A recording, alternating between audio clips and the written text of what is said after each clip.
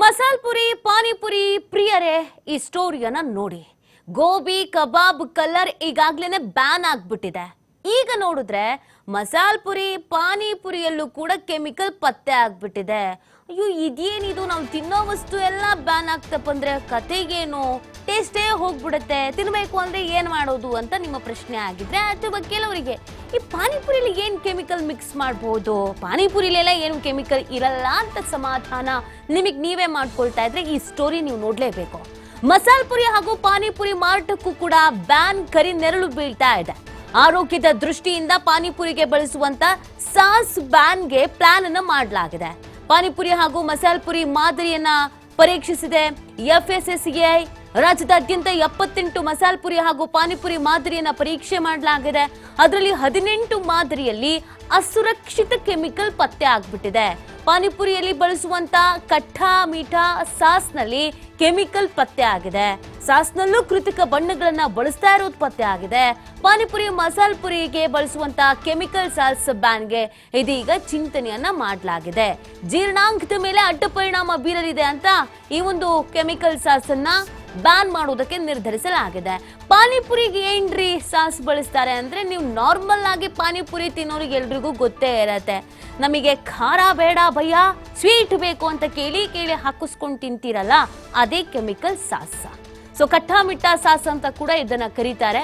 ಇದರಲ್ಲಿ ಕೆಮಿಕಲ್ ಪತ್ತೆ ಆಗಿದೆ. ಸೊ ಹಾಗಾಗಿ ಇದನ್ನ ಬ್ಯಾನ್ ಮಾಡಬೇಕು ಅನ್ನುವಂತ ನಿಟ್ಟಿನಲ್ಲಿ ಚಿಂತನೆ ನಡೀತಾ ಇದೆ. ಈಗಾಗಲೇ ಕಬಾಬ್ ಮತ್ತು ಗೋಬಿ ಮಂಚೂರಿಗೆ ಕೆಮಿಕಲ್ ಅನ್ನ ಬಳಸಲಾಗುತ್ತೆ, ಕಲರ್ಗೆ ಕೆಮಿಕಲ್ ಅನ್ನ ಬಳಸಲಾಗುತ್ತೆ ಅನ್ನುವಂಥ ವಿಚಾರದಲ್ಲೂ ಕೂಡ ಸಾಕಷ್ಟು ಚರ್ಚೆಗಳಾಗಿತ್ತು. ನಮ್ಮ ಆರೋಗ್ಯದ ಮೇಲೆ ಸಿಕ್ಕಾಪಟ್ಟೆ ಅಡ್ಡ ಪರಿಣಾಮ ಬೀರ್ತಾ ಇದೆ. ಈಗಿನ ಲೈಫ್ ಸ್ಟೈಲ್ ಚೆನ್ನಾಗಿಲ್ಲ ಅಂತೆಲ್ಲ ಹೇಳ್ತಾ ಇರ್ತೀವಲ್ಲ, ಏನ್ ಲೈಫ್ ಸ್ಟೈಲ್ ಅಂತ ಅಂದ್ರೆ ಇದೆ. ನಾವು ಪಾನಿಪುರಿ, ಗೋಬಿ ಮಂಚೂರಿ, ಕಬಾಬು ನೋಡೋದಕ್ಕೆ ಕಲರ್ ಆಗಿ ಸಖತ್ತಾಗಿ ಚೆನ್ನಾಗಿದೆ, ತುಂಬಾ ಟೇಸ್ಟಿ ಆಗಿದೆ ಅಂತ ತಿಂತೀವಲ್ಲ, ಅದೆಲ್ಲವೂ ಕೂಡ ಅಡ್ಡ ಪರಿಣಾಮ ಬೀರ್ತಾ ಇದೆ ಅನ್ನೋದೊಂದು ಗಂಭೀರವಾದಂತ ಆರೋಪ ಈ ಹಿಂದೆಯಿಂದಲೂ ಕೂಡ ಇತ್ತು. ಇದೀಗ ಅದನ್ನ ಪರೀಕ್ಷೆಗೆ ಒಳಪಡಿಸಲಾಗಿತ್ತು. ನೋಡಿ, ಸುಮಾರು 78 ಮಾದರಿಯ ಈ ಪಾನಿಪುರಿ ಮಸಾಲ್ ಪುರಿ ಇದೆಲ್ಲವನ್ನ ಕೂಡ ಪರೀಕ್ಷೆಗೆ ಒಳಪಡಿಸಲಾಗಿತ್ತು. ಈ ಸಂದರ್ಭದಲ್ಲಿ ಕೆಮಿಕಲ್ ಸಾಸ್ಗೆ ಕಲರ್ ಅನ್ನ ಬಳಸೋದು ಕೂಡ ಗೊತ್ತಾಗಿದೆ. ಇದು ಜೀರ್ಣಾಂಗದ ಮೇಲೆ ಅಡ್ಡ ಪರಿಣಾಮ ಬೀರುತ್ತೆ ಅನ್ನೋದು ಗೊತ್ತಾಗ್ತಾ ಇದೆ. ಈ ಬಗ್ಗೆ ಮತ್ತಷ್ಟು ಮಾಹಿತಿಯನ್ನು ನೀಡ್ತಾರೆ ನಮ್ಮ ಪ್ರತಿನಿಧಿ ಕಾರ್ತಿಕ್. ಗೋಬಿ ಆಯ್ತು, ಕಬಾಬ್ ಆಯ್ತು, ಈಗ ಮಸಾಲ್ ಪುರಿ ಪಾನಿಪುರಿ ಕತೆ ಏನು ಗೊತ್ತಾಗಿದೆ? ಪರೀಕ್ಷೆಯ ಸಂದರ್ಭದಲ್ಲಿ ಯಾವ ರೀತಿಯಾಗಿ ಅಡ್ಡ ಪರಿಣಾಮ ಬೀರುತ್ತೆ ಇದು ಅಂತ?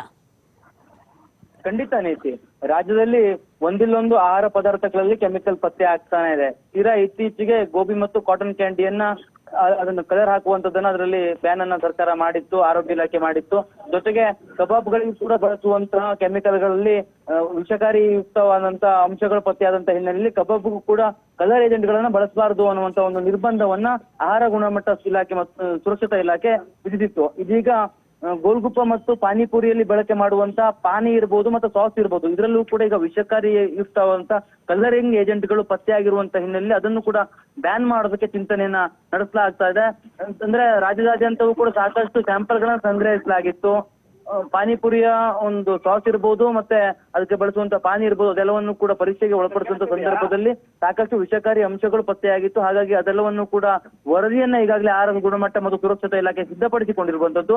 ವರದಿ ಅನ್ವಯ ಇನ್ನು ಹಲವಾರು ಸ್ಯಾಂಪಲ್ ಗಳ ವರದಿಯು ಕೂಡ ಇನ್ನೇನು ಕೆಲವೇ ದಿನಗಳಲ್ಲಿ ಬರಲಿದೆ. ಹಾಗಾಗಿ ಇನ್ನೊಂದು ವಾರದ ಒಳಗೆ ಪಾನಿಪುರಿಗೆ